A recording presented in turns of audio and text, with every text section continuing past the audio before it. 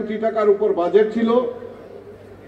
এবং কাকে কত বেনিফিশিয়ারি দেওয়া হয়েছে উনি সেটা উল্লেখ করেছে। এইবার অর্থ বছরে অর্থাৎ 25-26 অর্থ বছরে এই বাজেটটাকে আরো দ্বিগুণ করে দিয়ে আমাদের যাতে এই মহিলাদের স্বয়ংসম্পূর্ণ করা যায় এবং আত্মনির্ভর ত্রিপুরার পাশাপাশি আত্মনির্ভর মহিলার যে স্লোগান সেটাকে সামনে রেখে মাননীয় মুখ্যমন্ত্রী এই প্রোগ্রামের আয়োজন করেছে। আমি ধন্যবাদ জানাই রাজ্য সরকারকে যে আমাদের রাজ্যে সরকার প্রতিষ্ঠার পর থেকে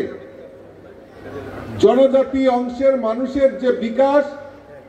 সেই বিকাশের জন্য আমাদের দেশের যশস্বী প্রধানমন্ত্রী হোক আর আমাদের রাজ্যের মাননীয় মুখ্যমন্ত্রী হোক, এই ডাবল ইঞ্জিনের সরকার জনকল্যাণমুখী কর্মসূচি বাস্তবায়নের লক্ষ্যে আমাদের সরকার বদ্ধপরিকর এবং আমাদের মাননীয় মুখ্যমন্ত্রী বারবার প্রকাশ করে আসছেন যে এই রাজ্যে জনজাতিদের বিকাশের মাধ্যমে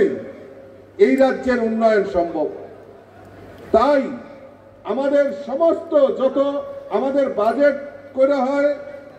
রাজ্য সরকারের তরফ থেকে এই বাজেটে জনজাতিদের জন্য বিশেষ প্যাকেজ, জনজাতি এলাকায় উন্নয়ন, তাদের শিক্ষা, স্বাস্থ্য, বাসস্থান এবং জীবিকা নির্বাহের জন্য আমাদের সরকার সেই উদ্যোগ গ্রহণ করেছে। আমি আপনাদের কাছে অনুরোধ রাখব যে মানুষ বিভ্রান্ত করা, এই ত্রিপুরা রাজ্যকে একটা বিভ্রান্তি করা, কারণ এই ত্রিপুরা রাজ্যের ঐতিহ্যবাহী যে আমাদের জনজাতি অংশের মানুষের যে ট্রেডিশনাল ফুড, ট্রেডিশনাল আমাদের নৃত্য এবং এই ট্রেডিশনাল যে হস্ততাঁত যেটা আমাদেরকে সম্মান করে থাকে, আমরা ধন্যবাদ জানাই আমার দেশের যশস্বী প্রধানমন্ত্রী নরেন্দ্র মোদীজিকে আমাদের এই ত্রিপুরা রাজ্যের জনজাতি অংশের মায়েদের হাতের তৈরি এই রিশাকে শুধু ভারতবর্ষে নয় সারা বিশ্বের বাজারে